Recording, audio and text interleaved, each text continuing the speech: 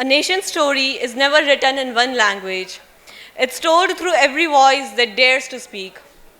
Welcome to Voices in English, Contemporary Indian Writing, a session that explores how Indian writers have reshaped English into a language of their own emotions, experience, and imaginations.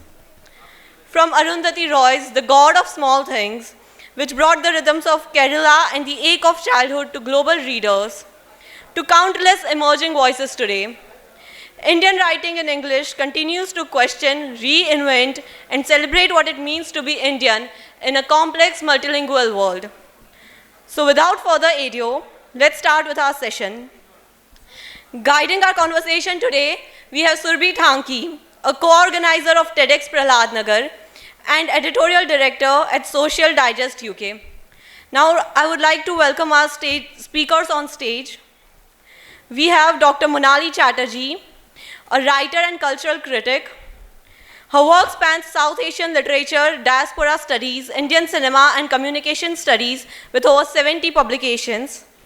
Next, we have Dr. Indira Nityanandam, an award-winning author with 8 books, and she has also edited several others. Her notable works include Contemporary Cheerharan, Women Fighting Indignity and Injustice Meandering On, and Altitudinous. Thank you.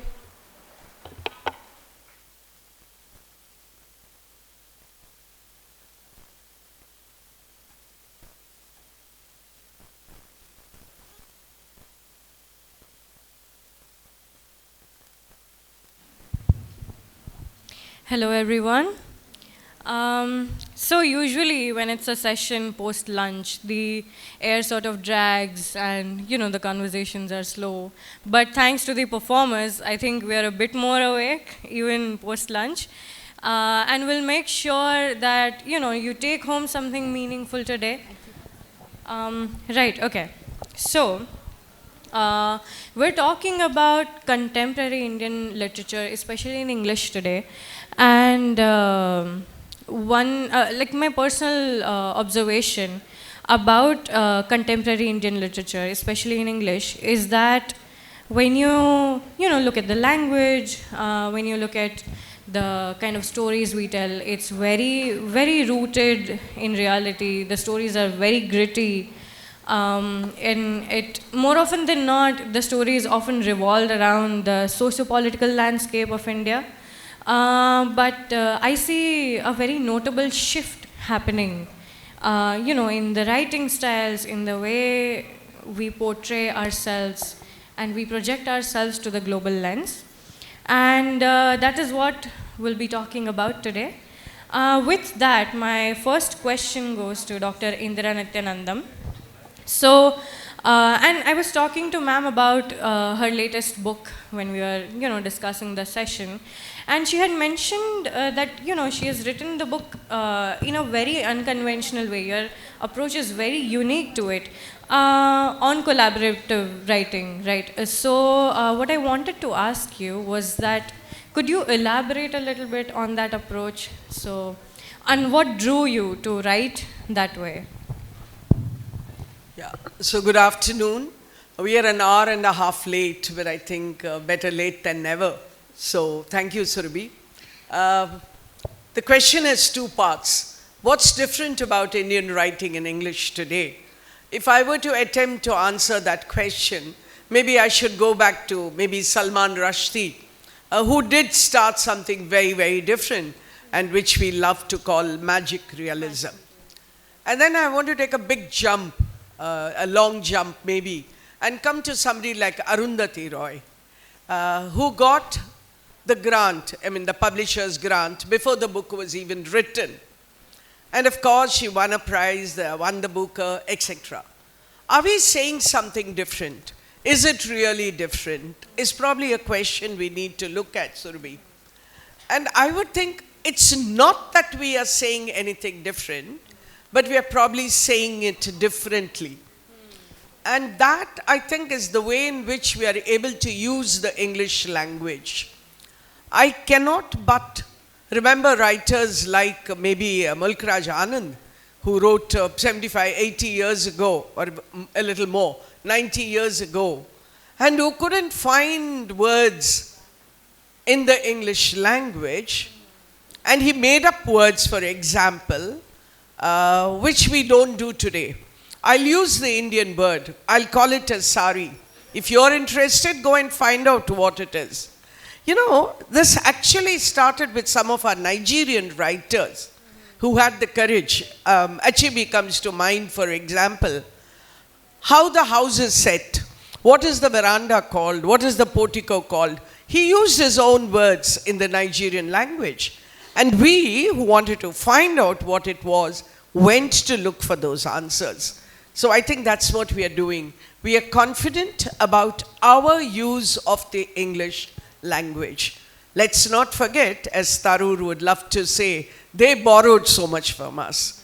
They stole so much from us. Why can't we go ahead and use our own words, our own idioms, our own language in the English language? That's the first part of your question.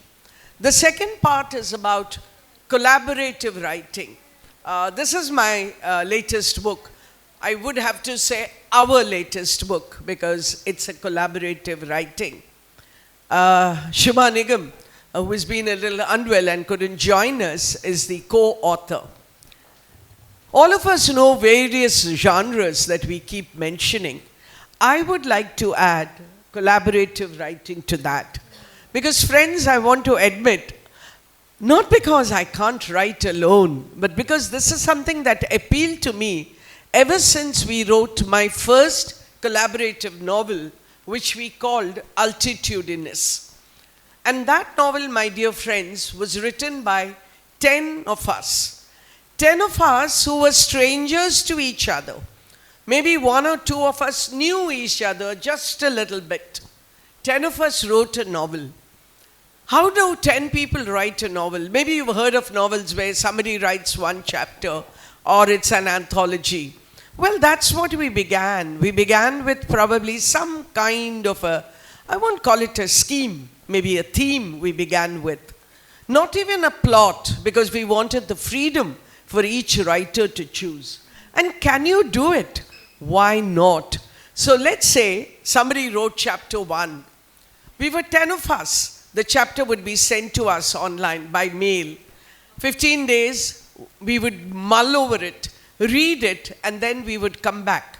Before that, one of the other, of 10, one is written, so of the other 9, somebody would write the next chapter, right? And that chapter we would bring to the meeting that we had, and we would discuss that chapter. So something happens, right, in the first chapter. I'm writing the second chapter. I can take it whichever way I want because it's my imagination. And I also want to say here something very, very important. One was a journalist. One was a cancer specialist. One was an IT professional. One worked with nature. He does these nature camps for schools. There were 2 teachers. There were 2 homemakers. The 10 consisted of these people. So you could imagine, what did we have in common? Probably the ability to use the English language, number 1. And number 2, we had some kind of imagination maybe. So we pulled the novel, the theme, in different directions. Halfway through, we had decided we'll have X number of words. Halfway to that X point, we said, now we have to sit together and see whether it makes sense or not. So some chapters, my dear friends, just got through out of the window. And Professor was telling me, you have to give us a lecture on teamwork. Because if it happened in our team, you know, there would be a big battle and the team would probably break up. And how did you do this? We accepted it for the better of the greater cause, if you please. And then we met again and then took the novel forward. We said, this character, there was one character, the mother ditched, she was unmarried, so she ditched the baby. So I wanted that child to be adopted. And when the mother and the child come face to face, I wanted the child to hate the mother. But another friend said, no, we can't do that. You know, she's the protagonist of our novel. She should have only happiness. Yeah. So we had all these fights. But the book reached its end. That is 10. Then I wrote another book with a friend of mine. I'm sorry, I'm saying so much because I'm almost selling the idea, right, of whether collaborating writing is something which is here to stay. So this is another friend of mine. She was a dear friend. She is a dear friend of mine. Two of us together wrote a book. All that we knew is that it has to be about middle-aged women. Because all of us know, when women reach the age 45, 50, maybe men also have it, because we are talking of male menopause these days. They also have it. But for the women, it hits her more, because the children suddenly don't need her, because they have become self-sufficient. The husband is very busy with his office, the new promotion, etc., etc. Suddenly, she's at a loss. What do I do? What have I done with my life? Have I done anything at all? So here we have these 5, 6 women actually. They respond to an advertisement which says, are you at a loose end? Do you not know what to do? And then they contact that address, which happens to be a place in Banaras, Varanasi, Kashi, call it what you will. Why Banaras? We asked ourselves. We thought of all the cities in our country. It had to be in our country, we were sure. We thought of Calcutta, I knew something of it. We thought of Bangalore, Hyderabad. These are the places to be in. We did a lot of going forwards and backwards. And then he said, why not Banaras? After all, it's the oldest living city in the world. People go there, Manikarna Ghat, they go there and we hope to get moksha, etc., etc. So we chose Banaras. To cut a story short, we had these 6 women come there. There was an ashram. There was a couple. Again, that couple not in the sense of husband and wife. It's a man and a woman who are together running that ashram.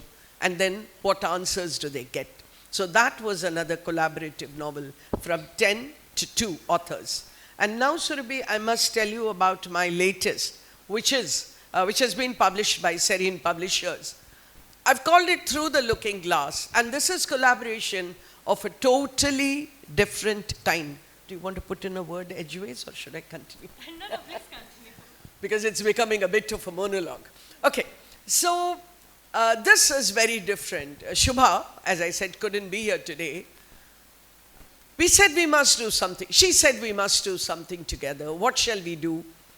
We walked on the beaches of Goa for many days continuously. Sometimes inspiration comes to you in different places. So Goa, beaches of Goa, especially if it's not a crowded beach, is a fantastic place to get something coming in here. Okay, so what did we do here? Both of us decided that we are going to have themes, a theme.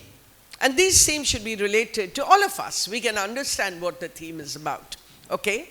So we chose themes which most of us have either ourselves experienced or know of others who have experienced. Just to give you an example, who in this room can say, I do not know the phrase female feticide?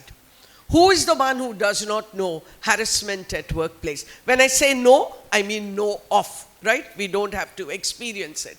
Domestic violence, rape victim or accused, right? So these were the themes. Friendship at the workplace.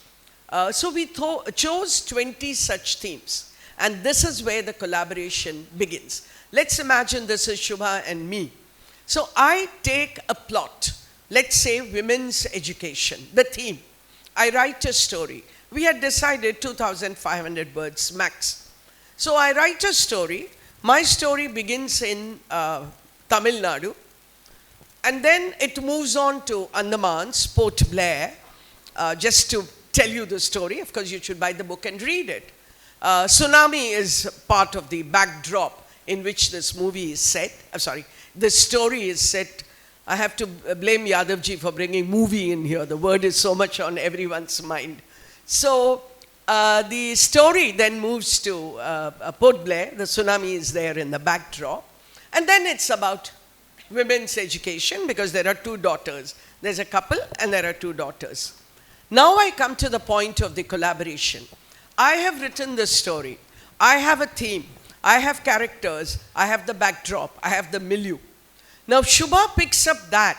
Same characters, same theme, same milieu, but she gives a twist to the story. A twist in the sense that a different perception, a different perspective. She's looking at the same in a different way.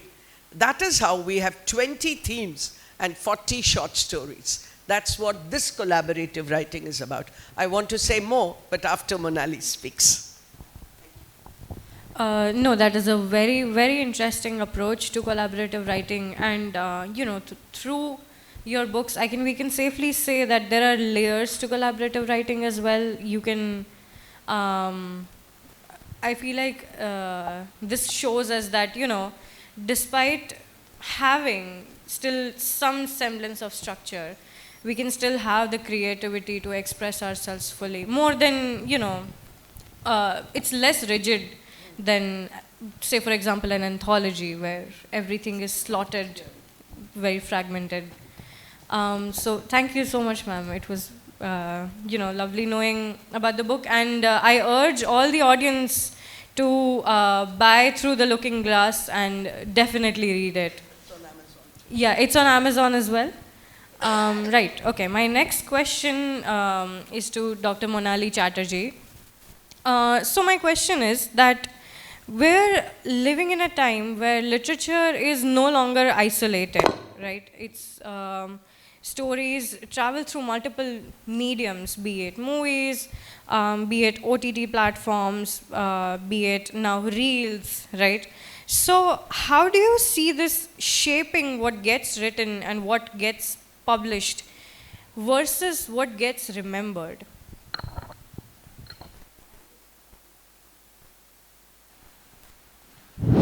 Thank you so much for that timely and layered question. What is seen of literature is because literature is perceived through so many porous mediums, the way literature is created, valued, and perceived have changed.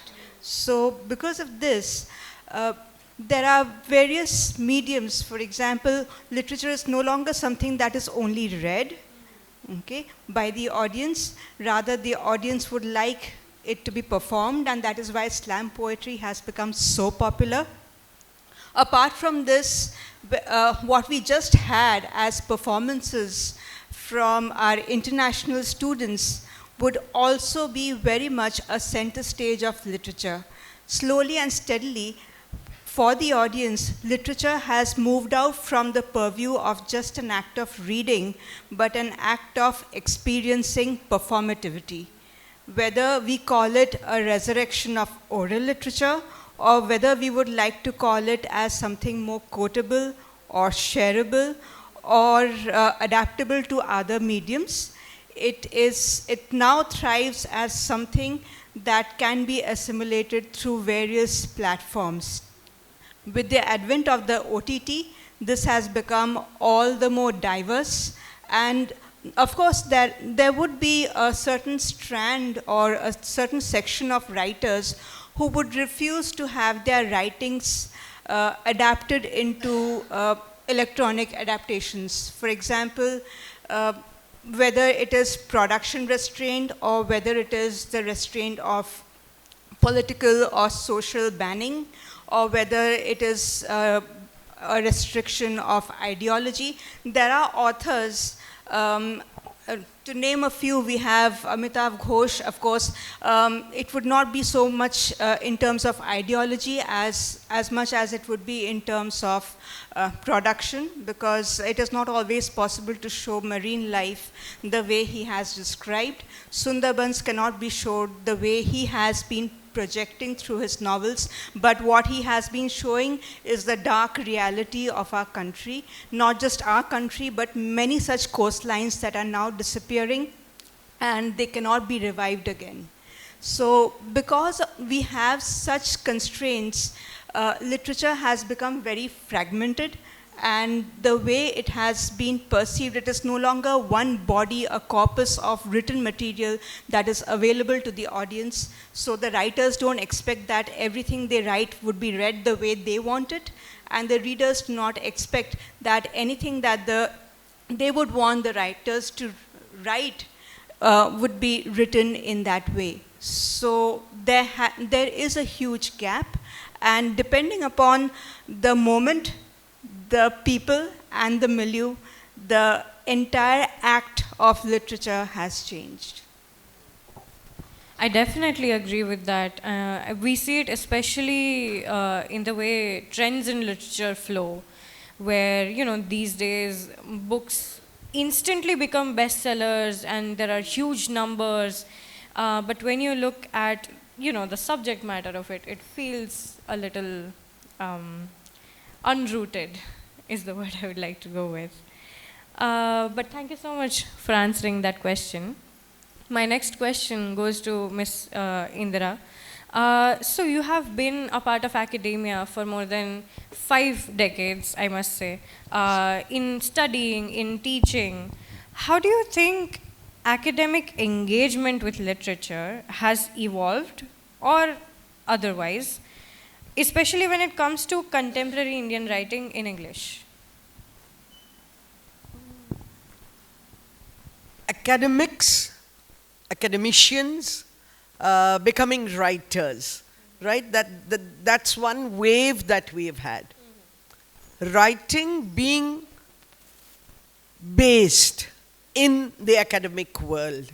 I'm not thinking of an Indian writer, but I'm thinking of somebody called C.P. Snow, who's probably a dead name now.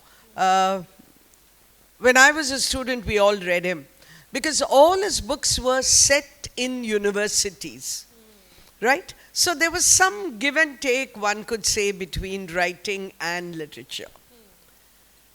But your question as to whether literature can influence academics or academics can influence literature, if that's what you are looking at, and then if we want to also include the concept of popular literature in that, I think I'm at a loose end, totally. Because to me today, Monali mentioned an author who I think is the best Indian writer writing in English today. This is a personal opinion. For various reasons, I consider Amitav Ghosh to be one of the best. He has done a lot of non-fiction writing also, but I'd like to restrict myself to his fiction writing. Every year we hope, well, this year Nobel is going to be his. And then no, the Hungarian gets it. Maybe he deserves it more. We are not going into that discussion. So, what is it that we are looking at when we say literature? And I'm sorry, there might be many people who think Chetan Bhagat is the best that has happened to Indian writing in English. Sorry, he's great fun, and I can finish him in one sitting. Again, as an academician, I think my question would be, does all writing have to be literature? No. Anything that is written is literature. But when I use the word literature, is it something that can be a part of the college syllabus? It's probably a question that one would need to ask. I just want to share a very personal thing here. It's great fun when you're sharing the stage with 2 students, right? It's great fun. So, is that what we are looking at when we say writing in India, English writing in India today? Is that what we are looking at? No, I mean, because it is so easy to publish today, because we have the opportunity of self-publishing maybe, what gets published need not necessarily be good writing. So the line dividing good writing from bad writing, if you please, dividing literature from any writing becomes very, very difficult to judge, right? I don't know if that satisfies your question. No, it does. I do agree with you. Because at this point, when we look at, you know, what all is being published, there's a, I don't think academia or literature, they exist in very rigid definitions, I guess.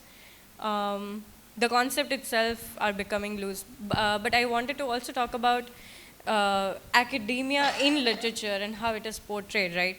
So on one end we have, and I'm just, this is not a question, I'm just sharing an opinion, is that there is a trend of dark academia and light academia, and we have borderline gothic novels being produced in the name of, you know, featuring students in university, which I'm very sure is very different from the author you mentioned. C.P. Snow, I believe? Yeah, so I guess 19th century. Yeah, so I guess that is where we are at when we talk about featuring academia in literature. It has become more of a trend and more of something that is cool to read about. I don't know, Surbi, how one needs to look at, because anything that is written or shown, right, whether it's a movie or it's fiction, or sorry, whether it's movie or fiction, there is bound to be black and white and gray, right, however you look at it. Think of our country. I mean, we are becoming so intolerant. So if I belong to a particular community and my community is shown in a bad light, I have to raise the jhanda, right? Take out, have it banned. After all, I mean, there have to be good people in every community. Let's imagine it's a hospital scene, and if the doctor is shown bad, or the nurse is, or the police in our country, the police only arrives after the criminal, the accused has vanished, yes. right? Now, you can't have all policemen good. I agree you can't have all policemen bad. So the question of whether academia is being shown in a bad light or a good light, I think one can't take a stand as such. Are the characters in that particular work realistic enough? If they are presented, portrayed realistically, I think I should accept it. For example, we know of research scholars who are probably troubled by their guides. That does not mean every guide is troubled. Every guide troubles, or every research scholar is troubled, right? So one must bring that maturity to what one reads. I don't remember the name of the novel where the teacher has an affair with his student, right? It was a very well-known novel. Now, that doesn't mean that you should suspect every teacher. Was it Kolo? I'm not sure. Somebody could help. So you had that novel, right? So the teacher, the professor having an affair with a student. Now, I can't rise in arms against it. That is one instance, one professor in one college. That doesn't mean all professors are bad. To be able to answer that question, how is academia portrayed in literature? I think they are portrayed in all which ways, right? You cannot have one slot into which you can put them. Definitely. Yes, so moving forward, my next question goes to Dr. Manali. We talked about how literature doesn't really exist in isolation anymore. So following that, what factors do you think affect the literature in the present day, and how does the audience receive it? So here there are multiple things. You have really opened the Pandora's box here, because the entire word called publication is now a very large term. It is not just, publication is not just printing into a book. We now think about posting poems on social media. We have, as ma'am had mentioned, about the act of self-publishing. So ISBN numbers are now available. They are available online, so we can self-publish. This is from the viewpoint of the author. And not just that, so because this is so widely available, we are no longer restricted by this act of reviewing. So before I publish something, for example, I cannot, if I feel that I want to dispense with the reviews of so many other people, I do have that option, which means whatever I mention, whatever I express is totally unfiltered. Now this is a double-edged weapon. On one hand, it can promote authenticity. If whatever I'm presenting is well-researched, if it is backed by scientific or logical or real data, field work. If it is not, then it may be only steamed by a lot of opinions. If it is a self-published book, maybe the circulation is still limited, but in case of this is posted online over social media, this can wage havoc, and this can go on for weeks. It can give me a lot of limelight as a writer, but this trolling actually becomes the source for a lot of publicity, call it negative or positive. So this is from the viewpoint of the writer. Now let us look at the readers. What do the readers want? Something that they can relate to, something that they can remember for a long time, something that they can quote at a different place and appear intelligent, well-read, well-versed.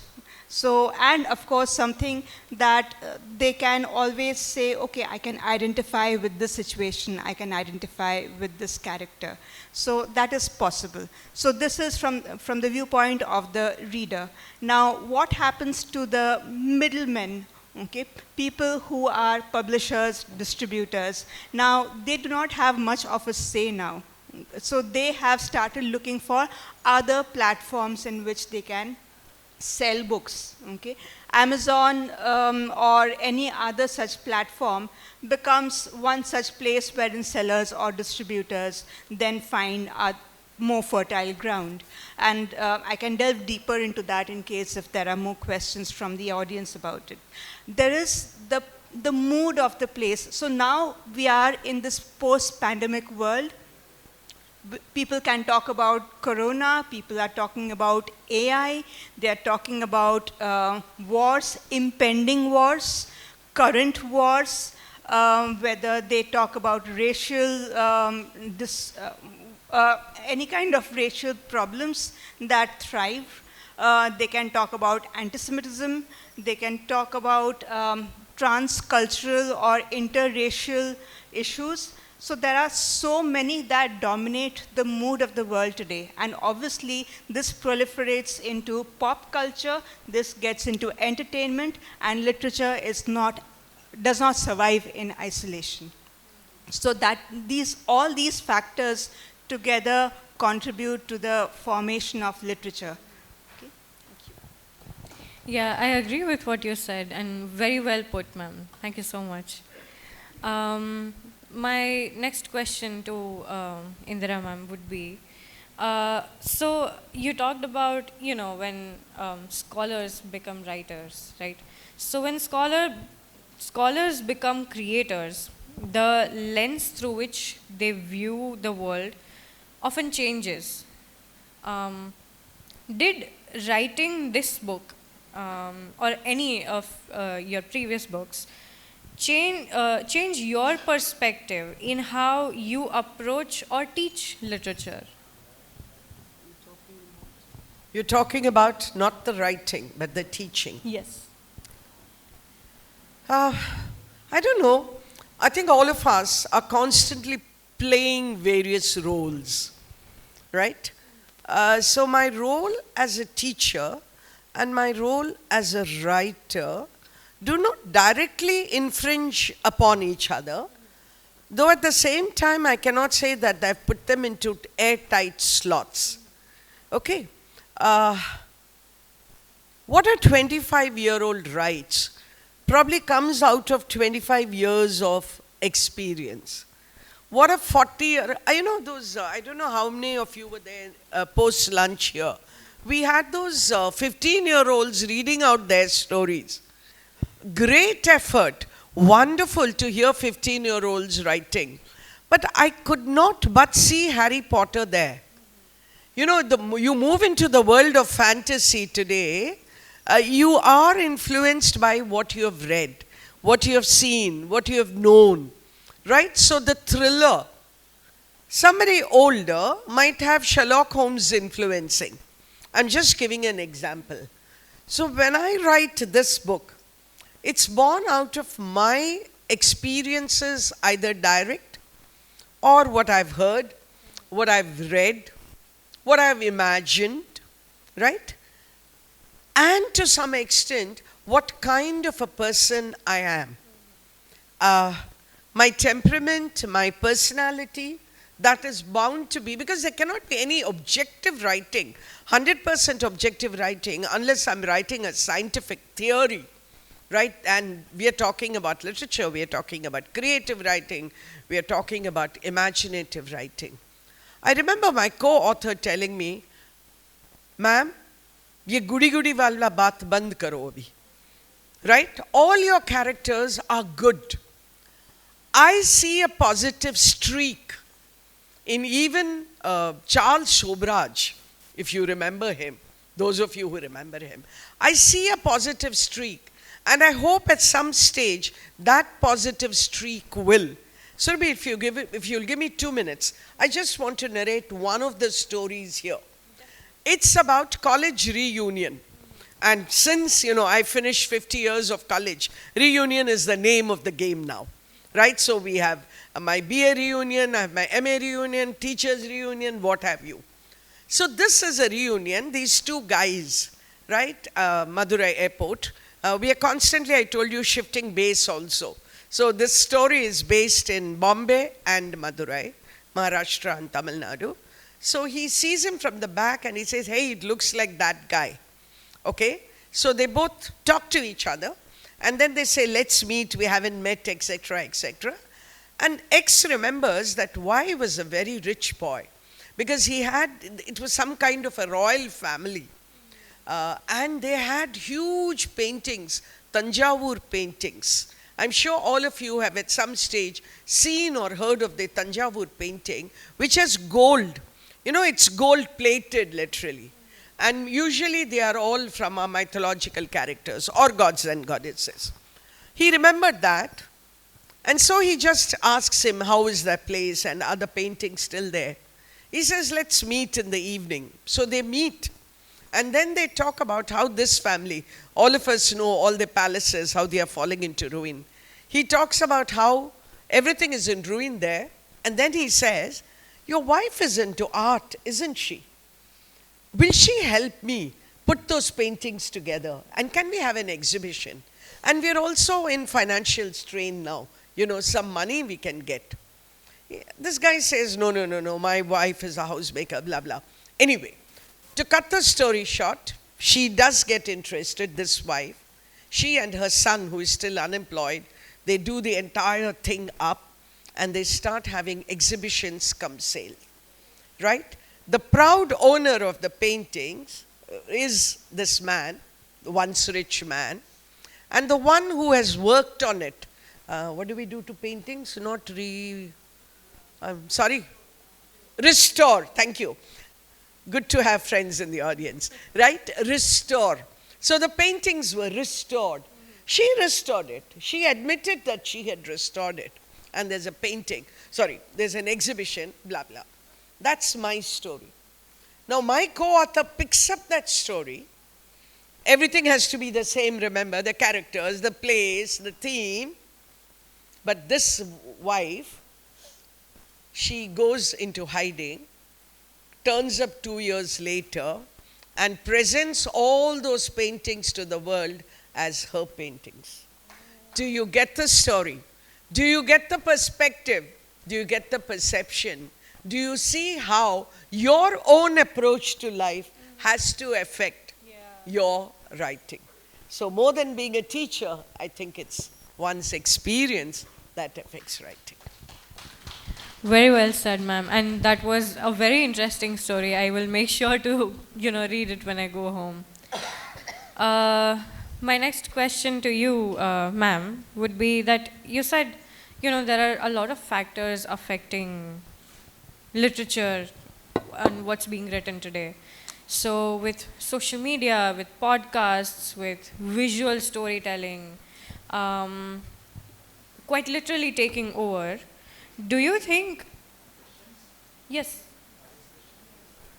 should I, do you think literature is evolving into something more immersive? Because you said it's not just about reading anymore, right? Or are we losing some of its depth?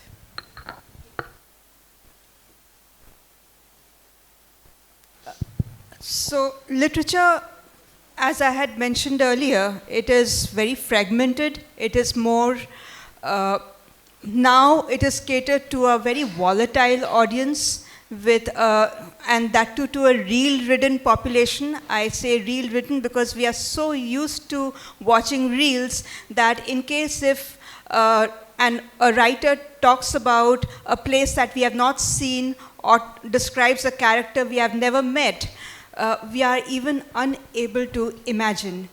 And this has become a prime restraint.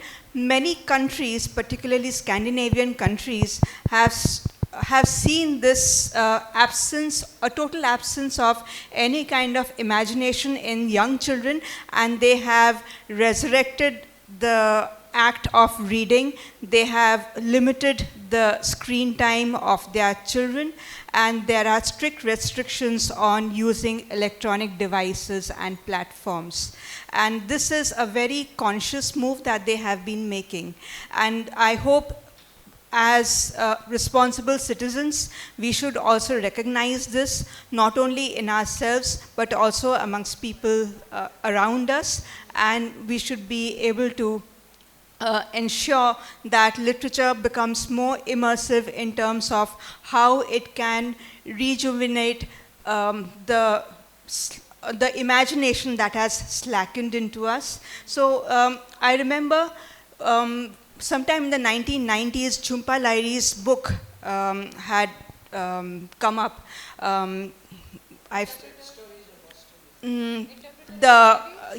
The Interpreter of Maladies. And of course, they were just short stories. Again, it talks about fragmented realities. We are talking about cultural hybridity. We are talking about transnational interactions. Interestingly, there were students, when students were performing here, there were 1 or 2 students from Sierra Leone. And for almost more than a decade, it has hosted people from Bangladesh who have worked there as soldiers in a civil war. And that is why, even today, in Sierra Leone, Bengali is still one of the official languages. So, and there are authors whose names I cannot remember right now, who have been writing in both those languages, and they have become popular. They are now going to be adapted into productions. So again, the OTT platforms are very inviting that way. There is an author I should mention here. There's Ravi Subramanian, who has been writing a lot of finance-based thrillers. And of course, his novel, I remember, the bestseller, had also hit the OTT platforms, did not do very well. But if you read the way he writes, it's almost like a screenplay. So it is, so writers are now conscious of the fact that I have got to ensure that my book has an afterlife. People read my book. If they don't read my book, at least there are adaptations that they read. So my stories survive. So because of the porosity of mediums, this has made the entire act, as I said, of literature very volatile. So, yeah, thank you for the question. Yeah, that was very insightful. I'm pretty sure all of us learned something new from, what ma'am said. With that, I open the floor for audience questions. If any of you have any questions, we can take 2 questions at max. Yes.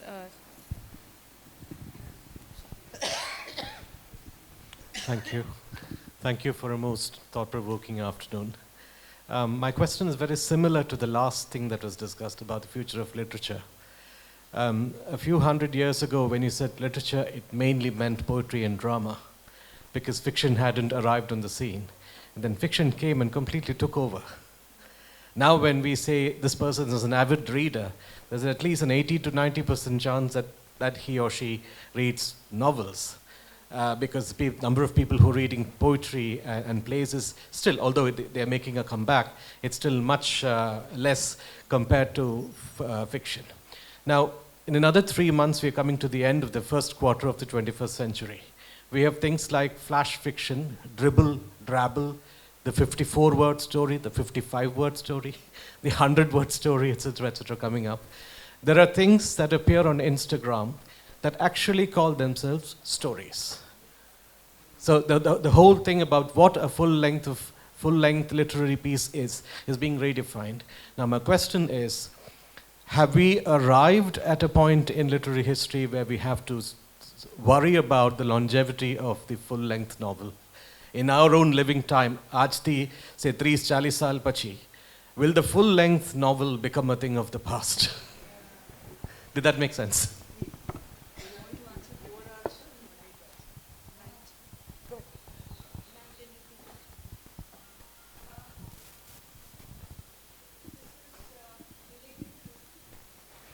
Yeah, this is fine. So to answer your question, yes, people want shorter narratives. So this had actually been originated in the idea of the messages that we wrote on Twitter. Okay, so there was a character limit, and that is how we had this story limit as well. So even there were words. Now, very long ago, not very long ago, so what we call the postmodern era. So there was a time when writers were worried about meta-narratives, wherein there is a story behind a story. So when, for example, now we watch movies, we also want to know what goes behind the making of the film. The same holds true with novel writing or any kind of writing. People want to know what goes behind. And that is more interesting simply because that is shorter. People are no longer interested in the text. And of course, to come back to your question, just in a sentence, literature is not losing depth. What really is important is the vision it creates, the resonance it makes, and what questions do such forms of literature, no matter what, leave behind with the audience. And does that cause any other form of movement, whether it is creativity or whether it is any kind of radical action or activism? I'd like to take that a step further and say that the 5-day match has given way to the 50 over, right, to the 1 day. The 1 day has given over to the T20, the T20 and so on. Our attention span, the human attention span is coming down, right? If you look at novels of the Victorian era, the novels were much longer than the novels which are written today. We blamed the American authors because they had what is called the dictaphone. You know, till then we were writing. So there's a limit to how much we can write. But once the dictaphone came, they would only speak. Right? And then the writing would take place. And that is why we are told American novels are. But I do hope the four-word novel never takes over. Chick lit, for example. Right? It's such a popular genre today. I'm not sure whether I want to call it literature. Right? It's great. It's great because it's coming out of the pen of a 15-year-old, a 16-year-old, or whatever. I'm not saying you write better novels just because you're older. And I think we need to give a little time to everything before we can really decide whether it's here to stay or not. I think all our technological things, who remembers the pager today? Yeah. And when it came, it hit all of us as if it's the greatest invention, right, of the last century, not this century, the last century. So I hope they don't take over, but you never know. Yeah. I won't live to see it, but then it could any time. One question. So with the onset of English, like many writers are mixing Hindi and English in the Indian writing. So what is your say on this? Whether it is helping Indian writing to reach or make it relatable, or is it hampering the essence of English literature?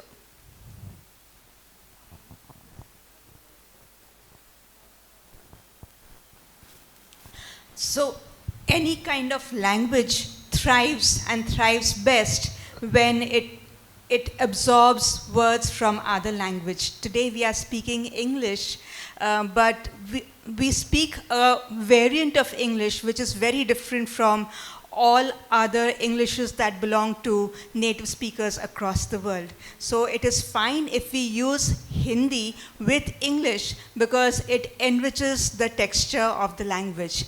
Audiences need instant fulfillment and the writers need instant gratification. Okay? And if this melange of different cultures or languages happens, and if that facilitates it, so much the better. One last word. That we should use one language is what the purists say.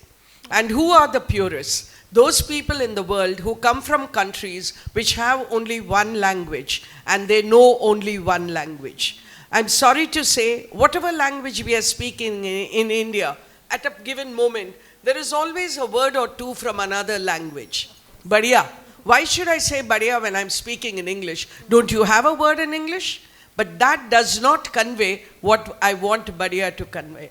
So let us not get into that colonial framework. Use half a dozen languages if you know them and show them off to the Europeans. Yeah, also English itself is made up of multiple languages, so I don't think we can say it's a homogeneous language that way. With that, we wrap up the session. You have been a lovely audience. Thank you for coming, and thank you to our amazing panelists. Yes, thank you.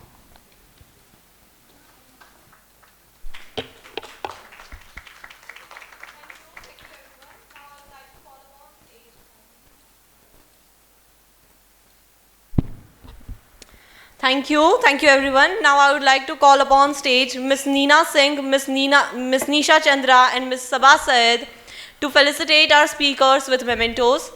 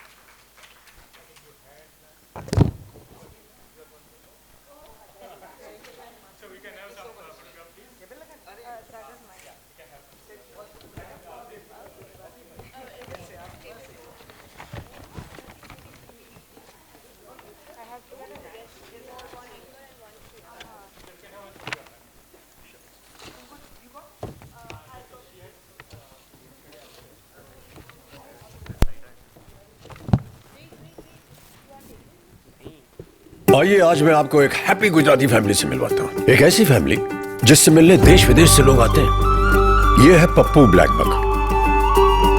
अरे कहाँ हिरन हो गए? ये चुपचाप नहीं बैठ सकता, दिन भर मटर गश्ती। और ये राजू ब्लैक बक, पप्पू के डैडी।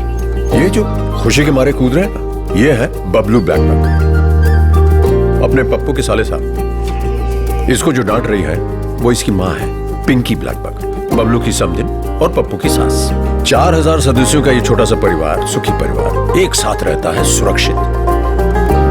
सोचता हूं ऐसा क्या है गुजरात में कि ये भाई साहब यहां आकर जम गए। जीव दया। Gujarat is very dear to this deer, because this deer is very dear to Gujarat. We love our blackbuck sanctuary. यहाँ खुशबू है वाइल्ड लाइफ की, उनकी देखभाल की। यहाँ खुशबू है गुजरात की। कहीं भी ब्लैक बक नहीं मिलेंगे इतनी तादाद में। अरे कुछ तो गुजारो गुजरात में।